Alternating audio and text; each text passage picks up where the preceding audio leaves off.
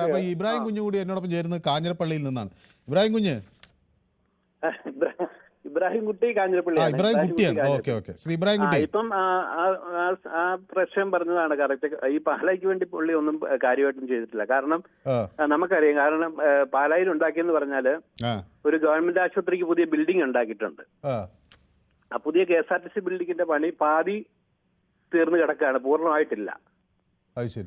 സത്യം അതാണ്. അത് പക്ഷെ വെളിയിൽ ഇങ്ങനെ ഒരു സംസാരം പാലായ്ക്ക് വേണ്ടി എല്ലാം ചെലവാക്കി എന്ന് പറഞ്ഞു. പക്ഷെ ഒരു ഇത്രയും 13 വർഷം ധനകാര്യമന്ത്രിയായിരുന്നൊരു വ്യക്തി ആ മണ്ഡലത്തോട് അനീതിയാണ് സത്യം. പക്ഷെ അത് തൊടുപുഴ നോക്കി, തൊടുപുഴ ഒരു പ്ലാന്റ് സിറ്റിയാണ്. ഞങ്ങൾ മണ്ഡലത്തിൽ കേരള കോൺഗ്രസ് മാണിയല്ലേ ജയിച്ചത്? അതെ അതെ അതെ അതെ, അത് ശരിയാണ്. അത് ഞാൻ പറയുന്ന മറ്റൊരു കാര്യമാണ്. കാഞ്ഞിരപ്പള്ളിയുടെ അല്ല പൂഞ്ഞാറ്, ഞങ്ങള് പൂഞ്ഞാറാണ് താമസിക്കുന്നത്. കാഞ്ഞിരപ്പള്ളി ഇതുപോലെയാണ്. കാഞ്ഞിരപ്പള്ളി ബൈപ്പാസ് ഇതുപോലെ കിടന്ന് കളിക്കുകയാണ്. ഈ ജയരാജന്റെ മണ്ഡലമാണ്. അവിടെ ബൈപ്പാസ് വലിയ പാട്. ഇപ്പൊ ശബരിമലയുടെ മേഖലയിൽ, ഇവിടെ ഈ മേഖലയിലൊക്കെ വലിയ വികസനം ഉണ്ടാകുന്നത്. കാരണം ഇപ്പം ഇവിടെ എയർപോർട്ട് വരികയാണ് എരുമേലിയില്. അതുപോലെ തന്നെ ഇവിടെ ശബരിമലയാണ്. വികസനം കൊണ്ടുവന്നു എന്നല്ലേ നിങ്ങൾ പറയുന്നത്? നിങ്ങൾ തന്നെ രണ്ടും പറഞ്ഞാലോ.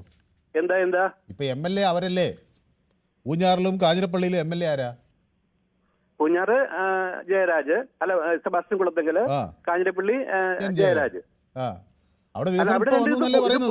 പൂർത്തിയായിട്ടില്ല, ഇതൊന്നും പൂർത്തിയായിട്ടില്ല. ഇതെല്ലാം പേപ്പറിൽ കിടക്കുന്ന കാര്യങ്ങളുണ്ട്. ഞാൻ പറഞ്ഞത് ഇതൊക്കെ യാഥാർത്ഥ്യമാകേണ്ട കാര്യങ്ങളാണ്. ഇങ്ങനെ ഇപ്പൊ ഇവിടുത്തെ കാഞ്ഞിരപ്പള്ളി ഏറ്റവും വലിയ പ്രശ്നമാണ് ശബരിമല സീസണിൽ മുക്കാൽ മണിക്കൂറാണ് കാഞ്ഞിരപ്പള്ളിയിൽ ഇതുപോലുള്ള ട്രാഫിക് ജാം ആകുന്നത്. അപ്പൊ അവിടെയൊന്നും പിന്നെ ഇവിടുത്തെ ബൈപ്പാസിന്റെ പണി തുടങ്ങിയിട്ട് അതവിടെ കിടക്കുകയാണ്. അത് പൂർണ്ണമായിട്ടില്ല. അതാണ് ഇവിടെ യാഥാർത്ഥ്യങ്ങൾ.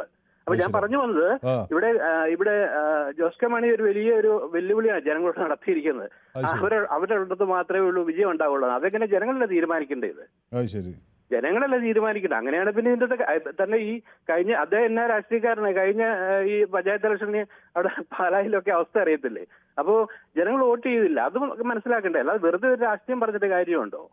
ശരി. അപ്പൊ ഈ ജോസഫ് ഗ്രൂപ്പിനെ പറ്റി എന്താണ് ഇബ്രാഹിം കുട്ടിയുടെ ഒരു അഭിപ്രായം? ജോസഫ് ഗ്രൂപ്പ് ഇവിടെ നല്ല തൃശ്ശൂർ പഞ്ചായത്തിൽ നല്ലൊരു വിജയമല്ലേ കാഴ്ചവെച്ചത്. പ്രത്യേകിച്ച് തൊടുപുഴ. നമുക്കത് പറയേണ്ട കാര്യം, തൊടുപുഴയാണ് യഥാർത്ഥത്തിലുണ്ടല്ലോ കേരളത്തിന് മാതൃകയാക്കേണ്ട പ്ലാന്റ് സിറ്റിയാണ്. ഇപ്പൊ തിരുവനന്തപുരം ഞങ്ങൾ പലപ്പോഴും.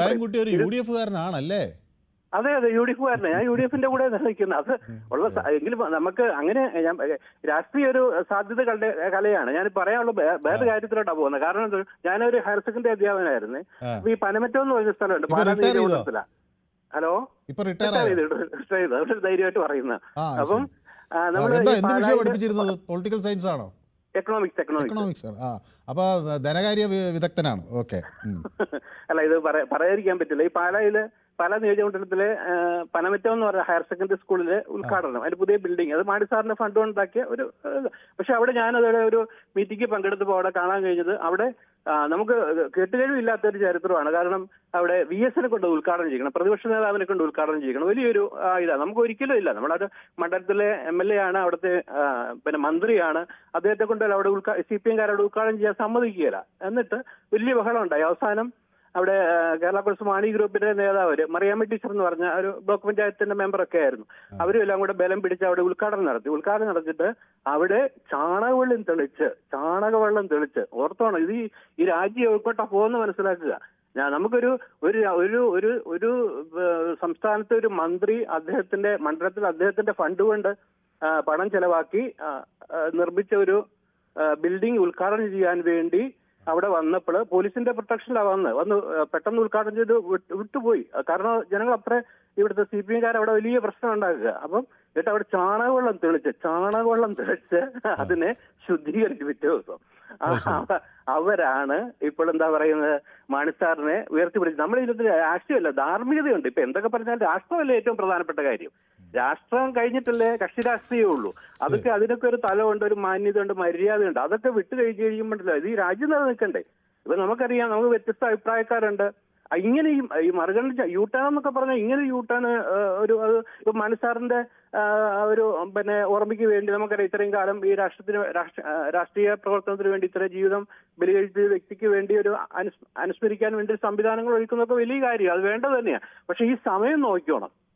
ഇങ്ങനെ ഒരു ഇതിനു വേണ്ടി കാത്തുനിന്നത് എന്താണ്? ഇതെല്ലാം ഇങ്ങനെ ഈ സമയത്ത് അദ്ദേഹം ആ മുന്നണി വിട്ടു പോകുന്നു, ശ്രീ ജോസ് കെ മാണി മുന്നണി വിട്ടു പോകുന്നു എന്ന് പറയുമ്പോൾ അത് അതിനുവേണ്ടി അനുവാദം കൊടുക്കുക, അതൊക്കെ ഒരു മര്യാദയുടെ ഭാഗമല്ലല്ലോ. അതല്ലേ ഈ പറയുന്നത്. ഇതെല്ലാം നമ്മൾ കാണുന്നത് ഈ രാജ്യം എങ്ങോട്ടാ, ഈ സംസ്ഥാനം എങ്ങോട്ടാ പോകുന്നത്, അതാണ് നമ്മൾ ചോദിക്കാനുള്ളത്. വ്യക്തമാണ് താങ്കളുടെ അഭിപ്രായം. അപ്പോൾ VC തോമസ് നമ്മുടെ സ്ഥിരം പ്രേക്ഷകനാണ്, അദ്ദേഹം വന്നിട്ടുണ്ട്. അപ്പോൾ എന്നോട് പറയുന്നത്, ഞാനൊരു പുതുപ്പള്ളിക്കാരനാണ്, എന്നെ സംബന്ധിച്ച് പുതുപ്പള്ളിയെ എത്രയോ സ്വർഗമാണ് പാല എന്ന് പറയുന്നുണ്ട്. അപ്പോൾ VC തോമസ് ഒരു തികഞ്ഞ ഇടതുപക്ഷക്കാരനാണ്. അപ്പം അദ്ദേഹം പറയുന്നത് പുതുപ്പള്ളിയേക്കാൾ നല്ലതാണ് പാല എന്ന് പറയുന്നു. ഓക്കെ, MB പോൾ എന്നോട് പറയുന്നു കെ മാണി ഈസ് ഗ്രേറ്റ് എന്ന് പറയുന്നു. ജോസ് നല്ല മനുഷ്യനാണ് എന്ന് എന്നോട് ജോസഫ് തോമസ് പറയുന്നു. സുനിൽ എന്നോട് പറയുന്നത്, മനു സാർ അതാണ് ഞങ്ങളുടെ Thodupuzha, hearty welcome to Thodupuzha എന്നാണ്. അപ്പോൾ തൊടുപുഴ വൻ സംഭവമാണെന്നാണ് പറയുന്നത്, നമുക്ക് അവിടെ പോയി അതൊന്ന് കാണേണ്ടതാണ്. അപ്പോൾ മാണി ജീവിച്ചിരുന്നപ്പോൾ തന്നെ ഇടതുമുന്നണിയിൽ എത്തി എന്നെ VS എതിർത്തില്ലായിരുന്നെങ്കിൽ എന്ന് എന്നോട് നേച്ചർ പറയുന്നു. അപ്പോൾ പിന്നെ അതിനിടയ്ക്ക് നമ്മുടെ ജയകുമാറിൻ്റെ അദ്ദേഹത്തിൻ്റെ മുന്തിരിങ്ങ ഒരു ദിവസം ഞാൻ നമ്മുടെ ന്യൂസ് 18 നമ്മുടെ പൊതുവേദിയിൽ പ്രദർശിപ്പിച്ചിരുന്നല്ലോ. അപ്പോൾ അദ്ദേഹത്തിന് ഇപ്പോൾ കുറച്ച് കച്ചവടമൊക്കെ കൂടിയിട്ടുണ്ടെന്നാണ് എന്നോട് പറയുന്നത്. Okay, very good. അപ്പോൾ മുന്തിരി കച്ചവടമൊക്കെ നല്ല രീതിയിൽ പോകട്ടെ. അപ്പോൾ മുന്തിരി വേണം എന്ന് ചിലരൊക്കെ നമ്മൾ അഭിപ്രായപ്പെടുന്നു. ഗോളാന്തരമൊക്കെ പറയുന്നുണ്ട് മുന്തിരി കുറച്ച് തരണമെന്നാണ് പറയുന്നത്. മരിക്കും വരെ മാണി സാർ ഇല്ലാത്ത നിയമസഭ കേരളത്തിൽ ഉണ്ടായിട്ടില്ല, അതുകൊണ്ട് മാണി സാർ കോൺഗ്രസ് തങ്ങളുടെ സ്വാധീന സ്ഥലങ്ങളിൽ വികസനമൊന്നും ചെയ്യില്ല എന്ന് പറയാൻ പറ്റില്ല എന്ന് പറയുന്നു നേച്ചർ എന്നോട്. ജോസഫിൻ്റെ ഫ്ലൈറ്റ് ഡ്രാമയൊക്കെ ഓർമ്മയുണ്ടോ എന്ന് MB പോൾ എന്നോട് ചോദിക്കുന്നു. അപ്പോൾ അതിനിടയിൽ ഒരു ഡ്രങ്കൻ മങ്കി വന്ന് എന്തൊക്കെയോ അസഭ്യങ്ങളോ എന്താണ് അദ്ദേഹം പറയുന്നതെന്ന് എനിക്ക് മനസ്സിലാവില്ല. എന്തിനാണ് ഇങ്ങനെ ആളുകൾ വളരെ സഭ്യമായ രീതിയിൽ ഒരു ചർച്ച നടത്തിക്കൊണ്ടിരിക്കുന്നിടത്ത് എന്തെങ്കിലുമൊക്കെ വിളിച്ചു പറയുന്നത് എന്തിനാണെന്ന് ഇതൊരു രീതിയായി മാറിയിരിക്കുകയാണ്. ഓക്കെ, അപ്പോൾ ഇയാൾ പാർഷ്യലാണെന്നാണ് പറയുന്നത് സെബാസ്റ്റ്യൻ. ഞാൻ പാർഷ്യലാണെന്നല്ലേ? എൻ്റെ സെബാസ്റ്റ്യൻ, ഞാൻ പാർഷ്യലായിക്കോട്ടെ, എനിക്ക് പറയാനുള്ളത് ഞാനും പറയട്ടെ. നിങ്ങളെ എല്ലാ തവണയും പുകഴ്ത്തണം എന്ന് എനിക്ക് എന്തെങ്കിലും ആരെങ്കിലും ശമ്പളം തരുന്നുണ്ടോ അതിന് നിങ്ങളെ പുകഴ്ത്താൻ? ഞാൻ എനിക്ക് തോന്നിയ എനിക്ക് അനുഭവപ്പെട്ട കാര്യങ്ങളല്ലേ പറയുന്നത്. ചിലപ്പോൾ പാർഷ്യലാണെന്ന് നിങ്ങൾക്ക് നോക്കിയാൽ നിങ്ങളത് മാറ്റാൻ ശ്രമിക്കുക, അല്ലെങ്കിൽ നിങ്ങൾക്ക് പറയാൻ അവസരം കിട്ടുമ്പോൾ നിങ്ങളുടെ അഭിപ്രായം വ്യക്തമാക്കുക, അതാണ് അതിൻ്റെ ശരി. ഓക്കെ, അപ്പോൾ KG കുമാർ എന്നോടൊപ്പം ചേരുന്നത് കൊട്ടാരക്കരയിൽ നിന്നാണ്. ശ്രീ KG കുമാർ, 2019 KM മാണി അന്തരിച്ചത്. കേൾക്കാമോ? ശ്രീ KM കുമാറിന് ടെലിഫോൺ ലൈനിൽ എന്തോ പറ്റിയെന്നാണ് ഞാൻ വിചാരിക്കുന്നത്. ഓക്കെ, ശ്രീനിവാസൻ കൂടി എന്നോടൊപ്പം തിരുവനന്തപുരത്ത് നിന്ന്. ശ്രീനിവാസ്, ഓക്കെ, ഞാൻ ഈ 2 ടെലിഫോൺ ലൈനിൽ എന്തോ പ്രശ്നങ്ങൾ സംഭവിക്കുന്നു. അപ്പോൾ എന്നോട് ചോദിക്കുന്നത്, മറ്റേ പ്രദീപ് ചേട്ടനെ കാണാനില്ലല്ലോ, ട്രംപിൻ്റെ കൂടെ ചേർന്ന് ഇറാനെ ആക്രമിക്കാൻ പോയതാണോ എന്ന് ചോദിക്കുന്നു. ഇറാനിലൊക്കെ വലിയ ഓക്കെ ഉണ്ട്. അപ്പോൾ ഇറാനിലൊക്കെ വലിയ പ്രശ്നങ്ങൾ നടക്കുകയാണ്. അവിടെ ജനങ്ങളുടെ വലിയ തോതിലുള്ള ഒരു പ്രക്ഷോഭം അവിടെ നടക്കുകയാണ്. അപ്പോൾ പ്രദീപ്.